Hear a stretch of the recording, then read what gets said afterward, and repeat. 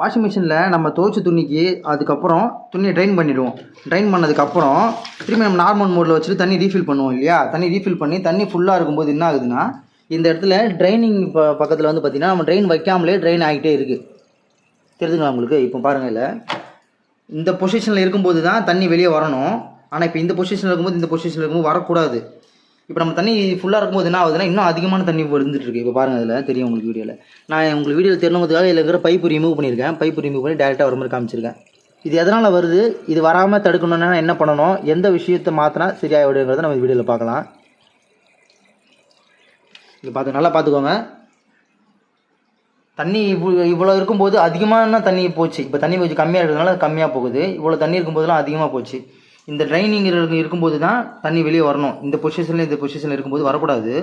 இதில் இந்த கினாப்பில் எந்த ஃபால்ட்டும் கிடையாது. இந்த ஃபால்ட் எங்கே இருக்குங்கிறத நம்ம இந்த வீடியோவில் இதுக்கப்புறம் பார்க்கலாம். அது ஓகே. இந்த டோரை இங்கே சைட்லலாம் ஓப்பன் பண்ணிவிட்டேன். ஓப்பன் பண்ணதுக்கப்புறம் வரல. அப்புறம் பார்த்தா இங்கே ஸ்க்ரூ ஒன்று இருக்குது. இந்த ஸ்க்ரூ ரொம்பலாம் டைட்டெல்லாம் இல்லை, ஈஸியாக தான் கழட்டுறது. இதை கழட்டிக்கோங்க. அதுக்கு முன்னாடி உங்கள் வாஷிங் மிஷினில் வேறு எங்கேயும் ஸ்க்ரூ இருக்கான்னு முதல்ல செக் பண்ணிவிட்டு அதுக்கப்புறம் கழட்டுங்க. ஒரு ஸ்க்ரூ கழட்டிட்டேன். கழட்டினதுக்கப்புறம் இந்த டோர் வந்து ஈஸியாக அப்படி எடுக்க மாதிரி தான் வந்திருக்கு. எல்லாமே வந்து பார்த்திங்கன்னா லாக் மூலமாக ஜாயின் பண்ணி தான் கொடுத்துருக்காங்க. ஸ்க்ரூ வந்து ரொம்பலாம் இல்லை. ட்ரைனிங் பண்ணும்போது இது மேலே தூக்கி இப்படி ஓப்பன் பண்ணி தண்ணியை வெளியே விடுது. அந்த ட்ரெயின் ரிலீஸ் பண்ணும்போது இது கீழே இறங்கிடுது. அப்போது இது ஒரு ஸ்ப்ரிங்கு மாதிரி தான் வேலை செய்யுது. இப்படி பண்ணும்போது இதுதான் ப்ராப்ளம். இதில் என்ன இஷ்யூங்கிறத கழட்டி பார்த்துடலாம். பெரும்பாலும் எந்த வாஷிங் மிஷின்லையும் பெரும்பாலும் இங்கே ஸ்க்ரூ நட்டுலாம் எதுவும் கொடுத்துருக்க மாட்டாங்க. இப்படி 3 வடம் கொடுத்துருக்காங்க பார்த்தீங்களா? அதை பிடிச்சிட்டு இப்படி இந்த பக்கமாக இப்படி ரொட்டேஷன் பண்ணணும். ரொட்டேஷன் பண்ணிங்கன்னா உங்களுக்கு இது ஓப்பன் ஆகிடும். அந்த மாதிரி தான் கொடுத்துருப்பாங்க. இந்த மாதிரி பண்ணிங்கன்னா ஈஸியாக வந்துடும். ரொம்ப ஈஸியாக தான் இருக்குது. இதை பண்ணுறதுக்கு முன்னாடி மிஷின் ஆனில் இருந்துச்சுன்னா ஆஃப் பண்ணிக்கோங்க. ஏன்னா எடுத்து அடிச்சதுன்னா பிரச்சனை. ஓப்பன் பண்ணிட்டேன். இது வந்து எல்லாமே பிளாஸ்டிக் வந்து ரொம்ப சாஃப்ட் மெட்டீரியலுங்கனால உடஞ்சிரும். கொஞ்சம் கேர்ஃபுல்லாக பொறுமையாக பதமாக பண்ணுங்கள். இப்படி எடுத்துக்கோங்க. செம்ம அழுக்கு இருக்குது. இந்த இடத்துல ஸ்ப்ரிங்லாம் நல்லா தான் இருக்குது.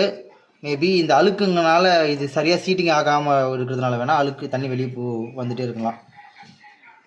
இப்படி ஸ்ப்ரிங் வந்து என்ன பண்ணுவோம், இப்படி அழுத்தி பிடிச்சிக்கோ. இப்படி இது கீழே புறத்தில் அழுத்தி பிடிச்சிருந்தா தண்ணி வெளியே போகாது. ஒருவேளை இந்த அழுக்கு இருக்கிறதுனால சரியாக அப்படி சீட்டிங் ஆகாமல் இப்படி கொஞ்சம் தூக்கிட்டே இருந்திருக்கு போல். அதனால் தண்ணி லீக் ஆகிருக்கு போல். எதுவும் நம்ம க்ளீன் பண்ணி பார்த்துட்டு திரும்பி போடுவோம். திரும்பி போட்டதுக்கப்புறம் எப்படி இருக்குன்னு பார்க்கலாம். உள்ளே வேறு அழுக்கு இருக்குது. இந்த துணி துவைக்கிற அழுக்கு வந்து துணி துவைக்கிற பக்கமாக வந்து இப்படி உள்ளே வந்திருக்கு. அந்த அழுக்கு கூட ஒரு வேளை லாக் ஆகி அதை பிடிச்சி வச்சுருக்கலாம் போல். கல் மாதிரி ஏதோ இருக்குது.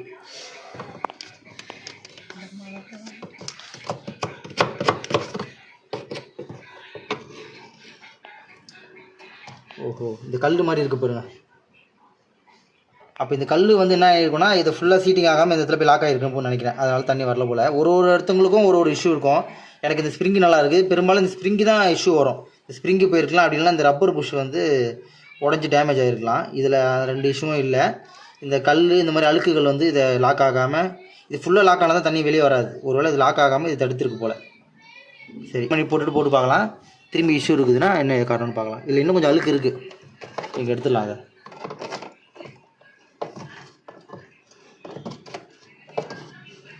தெரியுதுங்களா? பாருங்கள், திரும்பி ஏதோ அழுக்கு இருக்குது பாருங்கள். கல் மாதிரி இருக்குது.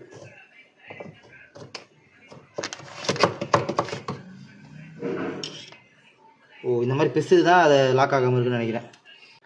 நான் என்ன பண்ணேன், மேலே டாப்பில் வந்து எப்போவுமே வாஷிங் மிஷின் தண்ணி ஊற்றுறோமா, தண்ணி ஊற்றிட்டு இந்த ஸ்ப்ரிங்கு மாதிரி ஒரு ஆப்ஷன் என்கிட்ட இருக்குது. இல்லைனா கூட உங்கள்கிட்ட பரவாயில்ல, எது இருக்கோ அதை வச்சு கொஞ்சம் லைட்டாக இப்படி பண்ணி எடுத்துக்கோங்க. எதாவது அழுக்கு அடைச்சிட்டு பார்த்துக்கோங்க.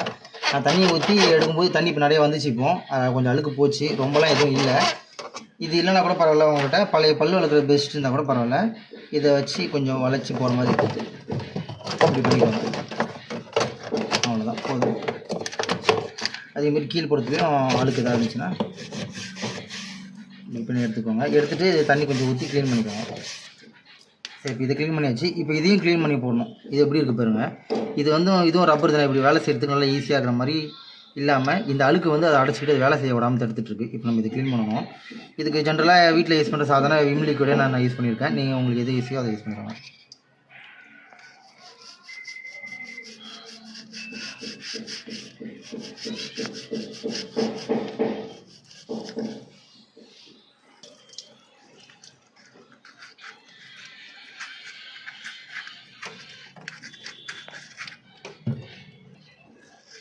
இந்த அழுக்கு எப்படி இருக்குன்னா துவைக்கிறதுக்கு ஒரு ரொம்ப சாதாரண பிசுலாம் இல்லை, ரொம்ப சுண்ணாம்பு மாதிரி இருக்குது. என்னமோ சுண்ணாம்பு கல் பட்ட மாதிரி இருக்குது. ரொம்ப விடாப்படியாக அழுக்காக இருக்குது.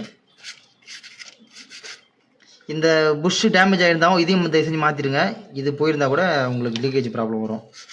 இதில் இந்த புஷ் நல்லா தான் இருக்குது, இந்த இஷ்யூ இல்லை. அதனால் நான் அப்படியே க்ளீன் பண்ணி மட்டும் போட்டுக்கிறேன். இது வந்து விம் லிக்விட் தான் ஃபில் பண்ணி, இது வந்து விம் லிக்விட் தான். விம் லிக்விட் நான் தொட்டு வாஷ் பண்ணிக்கிறேன்.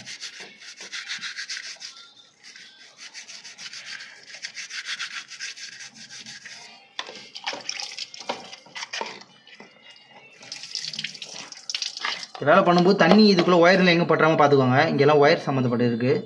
இதுக்குள்ளே தண்ணி போயிடக்கூடாது. இதுக்குள்ளே தண்ணி போயிடக்கூடாது. அங்கே மோட்டர் இருக்குது, கொஞ்சம் தூரமாக வச்சே பண்ணுங்கள். இந்த அழுக்கு போக மாட்டேங்குது, ரொம்ப ஒரு ஹார்டாக இருக்குது, சுண்ணாம்பு மாதிரி இருக்குது. ப்ரஷ் வச்சு தேய்ச்சும் போகல, இந்த கம்பி நார் யூஸ் பண்ணுறேன். கம்பி நார் யூஸ் பண்ணி தேய்க்கிறேன். போதும், பார்க்கலாம். ஓரளவுக்கு பரவாயில்ல. இது பிளாஸ்டிக்லாம் இல்லை, ரப்பர் தான்.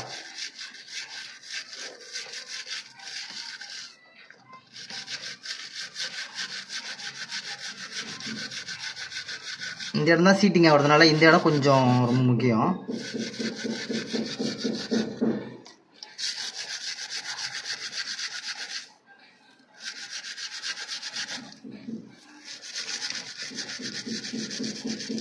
இந்த மிஷின் நாங்கள் வாங்கி கிட்டத்தட்ட எப்படி ஒரு 5 வருஷம் கண்டிப்பாக இருக்கும்.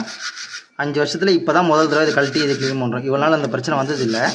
இது ஒரு 2 மாதமாக சொல்லிட்டு இருக்காங்க. ஆனால் அந்தளவுக்கு தண்ணி லீக்கேஜ் இல்லையே, நான் விட்டுட்டேன். இப்போ கடந்த 2 நாளாக ரொம்ப தண்ணி லீக்கேஜ் அதிகமாக இருக்கிறதுனால சரி க்ளீன் பண்ணிவிடுவோம். நான் என்னமோ டேமேஜாக இருக்கும், எதோ உடஞ்சிருக்கோம், மாத்திரை ரீப்ளேஸ் பண்ணுற மாதிரி இருக்கும்னு நினச்சேன். அந்தளவுக்கு டேமேஜ் எதுவும் இல்லை. ஜஸ்ட்டு கழட்டி க்ளீன் பண்ணி போட்டாலே ஒர்க் ஆகும்னு தோணுது. பார்க்குறேன். இந்த இஷ்யூ வராமல் இருக்கிறதுக்கு என்ன பண்ணலாம் அப்படிங்கிறத என்னோடய அனுபவத்தில் சொல்கிறேன். எங்கள் வீட்டில் என்ன பண்ணுவோன்னா, அந்த கால் மேட்டு சொல்லுவாங்கள்ல, அதில் மண் பயங்கரமாக இருக்கும், அழுக்கு பயங்கரமாக இருக்கும். பெரிய பெரிய ஜீன்ஸ் பேண்ட்டு, அழுக்கான துணியில் பயங்கரமாக மண் இருக்கக்கூடிய துணியெலாம் டேரெக்டாக வாஷிங் மிஷினில் போடாமல் அது முதல்ல வெளியே பக்கெட்டில் அந்த மண் போகிற மாதிரி லைட்டாக அலசிட்டு அதுக்கப்புறமா வாஷிங் மிஷினில் போடுறது நல்லாயிருக்கும். ஏன்னா நாங்கள் ஏற்கனவே வாஷிங் மிஷினை க்ளீன் பண்ணுற வீடியோ ஒன்று போட்டிருக்கோம், பாருங்கள். அதில் எவ்வளோ ஒரு பயங்கரமான சேர் சகதி இருக்குது, அது எப்படி க்ளீன் பண்ணுறதுன்னு உங்கள் வீடியோ போட்டிருக்கோம். அங்கே க்ளீன் பண்ணுற அந்த அழுக்கெல்லாம் எப்படி போகணும், இது வழியாக தான் தாண்டி வெளியே போகும். இப்போ போகும்போது இந்த மாதிரி இடத்துல அடைச்சிக்குது. அதனால் பயங்கரமான அழுக்கோ இல்லை அதிகமான சேறு சகதி போன்ற மண் போன்ற துணி இருந்துச்சுன்னா அது நீங்கள் வெளியே அலசிட்டு போடுறது தான் பெட்டராக இருக்கும். ஓகே, இந்த ஸ்ப்ரிங்கு நல்லா தான் இருக்குது. இருந்தாலும் நான் இந்த ஸ்ப்ரிங் என்ன பண்ணுறேன், இன்னும் நல்லா பர்ஃபெக்டாக வேலை செய்யணுங்கிறதுக்காக கொஞ்சம் லென்த்து பண்ணிக்கிறேன். டிக் பண்ணல இருக்குமே அந்த மாதிரி ஸ்ப்ரிங்கு தான் இது. இதை கொஞ்சம் நம்ம இழுத்து விட்டுட்டோன்னா உடையாது. இது இந்த பிளாஸ்டிக் மட்டும் உடையாமல் பார்த்துக்கோங்க. இதுதான் உடஞ்சிரும். கொஞ்சம் இதை மட்டும் கேர்ஃபுல்லாக ஹேண்டில் பண்ணுங்கள்.